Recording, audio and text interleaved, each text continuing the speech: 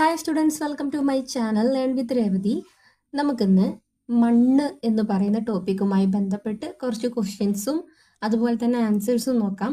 അപ്പോൾ ഈ ക്വസ്റ്റ്യൻസ് നമുക്ക് ഇ വി എസ് സബ്ജക്റ്റുമായി ബന്ധപ്പെട്ടിട്ടാണ് നമ്മൾ നോക്കുന്നത്. ആദ്യത്തെ ക്വസ്റ്റ്യൻ, ഭൂമിയുടെ ഉപരിതലത്തിലെ അയഞ്ഞതും പൊടിഞ്ഞതുമായ പാളിയെ എന്ത് വിളിക്കുന്നു എന്നുള്ളതാണ്. ഇങ്ങനെ തന്നെ ക്വസ്റ്റ്യൻ ചോദിക്കാറുണ്ട്. ഭൂമിയുടെ ഉപരിതലത്തിലെ അയഞ്ഞതും പൊടിഞ്ഞതുമായ പാളിയെ എന്ത് വിളിക്കുന്നു? മണ്ണ്. ശില, മണ്ണ്, ജലം, അവശിഷ്ടം എന്നിങ്ങനെ ഓപ്ഷൻസ് ഉണ്ട്. ഉത്തരം മണ്ണാണ്. മണ്ണ് ഉണ്ടാകാൻ കാരണമാകുന്ന പ്രധാന പ്രകൃതി പ്രതിഭാസം ഏത് എന്നാണ് ചോദിച്ചേക്കുന്നത്. കാലാവസ്ഥാ വ്യതിയാനവും ശിലകളുടെ അപക്ഷയവുമാണ്, വെതറിംഗ് ആണ് മണ്ണുണ്ടാകാൻ കാരണം. ഭൂകമ്പം, അഗ്നിപർവ്വത സ്ഫോടനം, സുനാമി എന്നൊക്കെ കൊടുത്തിട്ടുണ്ട്. ഒട്ടും യോജിക്കാത്ത ഓപ്ഷൻസ് ആണ്. ആൻസർ കാലാവസ്ഥാ വ്യതിയാനവും ശിലകളുടെ അപക്ഷയവും മൂലമാണ് മണ്ണുണ്ടാകുന്നത്. കേരളത്തിൽ ഏറ്റവും കൂടുതൽ കാണപ്പെടുന്ന മണ്ണ് റിപ്പീറ്റഡ് ആയിട്ട് ചോദിക്കുന്ന ക്വസ്റ്റ്യൻ ആണ്. ലാറ്ററൈറ്റ് മണ്ണ് അല്ലെങ്കിൽ ചെങ്കൽ മണ്ണാണ് കേരളത്തിൽ ഏറ്റവും കൂടുതൽ കാണപ്പെടുന്ന മണ്ണ്. കേരളത്തിൽ ഏറ്റവും കൂടുതൽ കാണപ്പെടുന്ന മണ്ണ് ചെങ്കൽ മണ്ണ് അല്ലെങ്കിൽ ലാറ്ററൈറ്റ് സോയിലാണ്. നെക്സ്റ്റ് ക്വസ്റ്റ്യൻ, നദികൾ കൊണ്ടുവന്ന് നിക്ഷേപിക്കുന്ന എക്കൽ മണ്ണ് ഏറ്റവും കൂടുതൽ കാണപ്പെടുന്ന ഇന്ത്യൻ പ്രദേശം ഏതാണെന്നാണ്. ഇന്തോ ഗംഗാ സമതലമാണ്. ദക്ഷിണ പീഠഭൂമി, ഇന്തോ ഗംഗാ സമതലം, താർ മരുഭൂമി, പശ്ചിമഘട്ടം. ആൻസർ ഇന്തോ ഗംഗാ സമതലത്തിലാണ്. നദികൾ കൊണ്ടുവന്ന് നിക്ഷേപിക്കുന്ന എക്കൽ മണ്ണ്, നദികൾ കൊണ്ടുവന്ന് നിക്ഷേപിക്കുന്ന ഫലഭൂയിഷ്ഠമായ മണ്ണാണ് എക്കൽ മണ്ണ് എന്നൊക്കെ നമ്മൾ പഠിച്ചിട്ടുള്ളതാണ്. ഇന്തോ ഗംഗാ സമതലത്തിലാണ് ഏറ്റവും കൂടുതൽ ഇത് കാണപ്പെടുന്നത്. നെക്സ്റ്റ് ക്വസ്റ്റ്യൻ, പരുത്തി കൃഷിക്ക് ഏറ്റവും അനുയോജ്യമായ മണ്ണ് എന്ന് പറയുന്നത് ബ്ലാക്ക് സോയിൽ ആണ്. റഗൂർ മണ്ണ്, അതുപോലെ കറുത്ത മണ്ണ് പരുത്തി കൃഷിക്ക് വളരെ അനുയോജ്യമായ മണ്ണാണ് കറുത്ത മണ്ണ്. ഇത് ക്വസ്റ്റ്യൻ ഇങ്ങനെ തന്നെ ചോദിക്കാറുണ്ട്. പരുത്തി കൃഷിക്ക് അനുയോജ്യമായ മണ്ണിനങ്ങൾ താഴെ നൽകിയവയിൽ നിന്ന് കണ്ടെത്തുക എന്ന്.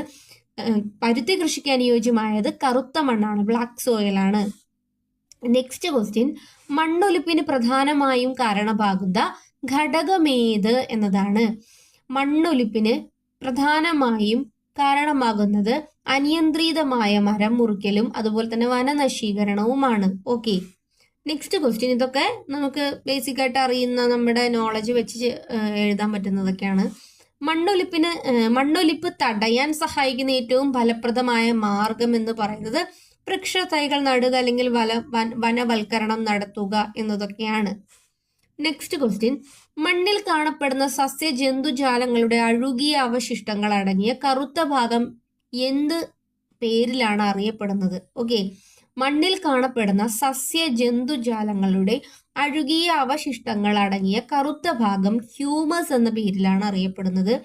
മണൽ, കളിമണ്ണ്, പാറപ്പൊടി എന്നൊക്കെ ഓപ്ഷൻസ് ഉണ്ട്. ഹ്യൂമസ് എന്ന പേരിലാണ് മണ്ണിൽ കാണപ്പെടുന്ന സസ്യ ജന്തുജാലങ്ങളുടെ അഴുകിയ അവശിഷ്ടങ്ങൾ അടങ്ങിയ കറുത്ത ഭാഗത്തിനെ ഹ്യൂമസ് എന്നാണ് നമ്മൾ വിളിക്കുന്നത്.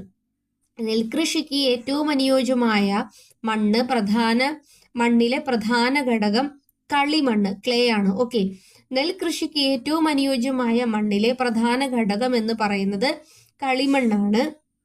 നെക്സ്റ്റ് ക്വസ്റ്റ്യൻ, കേരളത്തിൽ മലയോര പ്രദേശങ്ങളിൽ സുഗന്ധവ്യഞ്ജനങ്ങളും റബ്ബറും കൃഷി ചെയ്യാൻ ഏറ്റവും അനുയോജ്യമായ മണ്ണ് എന്ന് പറയുന്നത് ലാറ്ററൈറ്റ് മണ്ണാണ്. കേരളത്തിൽ മലയോര പ്രദേശങ്ങളിൽ സുഗന്ധവ്യഞ്ജനങ്ങളും റബ്ബറും കൃഷി ചെയ്യാൻ ഏറ്റവും അനുയോജ്യമായ മണ്ണ് ലാറ്ററൈറ്റ് മണ്ണാണ്.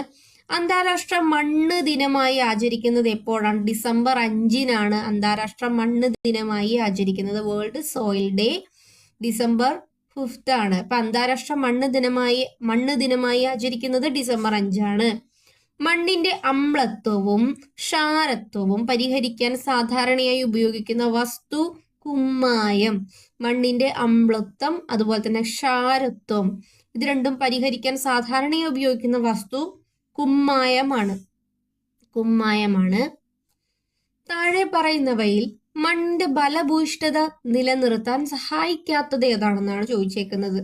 ജൈവവളം സഹായിക്കും, വിള പരിക്രമം സഹായിക്കും, പച്ചവള പ്രയോഗം സഹായിക്കും. സഹായിക്കാത്തത് രാസവളങ്ങളുടെ അമിതവും തുടർച്ചയായതുമായിട്ടുള്ള ഉപയോഗമാണ്. നെക്സ്റ്റ് ക്വസ്റ്റ്യൻ, വേരുകൾ ആഴത്തിൽ ഇറങ്ങാനും ജലം വാർന്നു പോകാനും ഏറ്റവും അനുയോജ്യമായ മണ്ണിലെ ഘടകം മണലാണ്. ഓക്കെ, വേരുകൾ ആഴത്തിൽ മണ്ണിന്റെ അടിയിലേക്ക് ഇറങ്ങിച്ചെല്ലാനും ജലം വാർന്നു പോകാനും ഏറ്റവും അനുയോജ്യമായ മണ്ണിലെ ഘടകങ്ങളിൽ പ്രധാനം മണൽ, കളിമണ്ണ്, ഹ്യൂമസ്, കല്ല്, മണലാണ് ആൻസർ, സാൻഡ് ആണ്. കേരളത്തിലെ നദീതടങ്ങളിലും തീരപ്രദേശങ്ങളിലും കാണപ്പെടുന്ന എക്കൽ മണ്ണ് ഏത് തരം കൃഷിക്ക് അനുയോജ്യമായതാണ്, അല്ലെങ്കിൽ ഏത് കൃഷിക്കാണ് ഏറ്റവും ഉത്തമം? എക്കൽ മണ്ണ് തെങ്ങ്, നെല്ല്, വാഴ തുടങ്ങിയ കൃഷിക്ക് തന്നിരിക്കുന്ന ഓപ്ഷൻസിൽ കാപ്പി, ആപ്പിൾ, ഗോതമ്പാണ്. ഇതിൽ തെങ്ങ്, നെല്ല്, വാഴ തുടങ്ങിയവ എന്നുള്ളതാണ് കറക്റ്റ് ആൻസർ. അപ്പൊ നമ്മൾ മണ്ണ് എന്ന് പറയുന്ന ടോപ്പിക്കുമായി ബന്ധപ്പെട്ട് EVS സബ്ജക്റ്റ് ബേസ് ചെയ്തിട്ടാണ് ഇന്നത്തെ ഈ ക്വസ്റ്റ്യൻസ് ഒക്കെ നോക്കിയത്. അപ്പോൾ ഈ ഒരു ക്ലാസ് വളരെ ചെറിയൊരു ക്ലാസ് ആയിരുന്നു. റിപ്പീറ്റഡ് ആയിട്ടുള്ള ക്വസ്റ്റ്യൻസ് ഒക്കെ ഉൾപ്പെടുത്തിയിട്ട് ചെയ്തേക്കുന്നതാണ്. സിമ്പിൾ ആയിട്ടുള്ളൊരു ക്ലാസ് ആയിരുന്നു. അപ്പോൾ നിങ്ങൾക്ക് ഇത് യൂസ്ഫുൾ ആയെങ്കിൽ ലൈക്ക് ചെയ്യുക, ഷെയർ ചെയ്യുക, സബ്സ്ക്രൈബ് ചെയ്യുക. മറ്റൊരു വീഡിയോയുമായിട്ട് നമുക്ക് വീണ്ടും കാണാം. താങ്ക്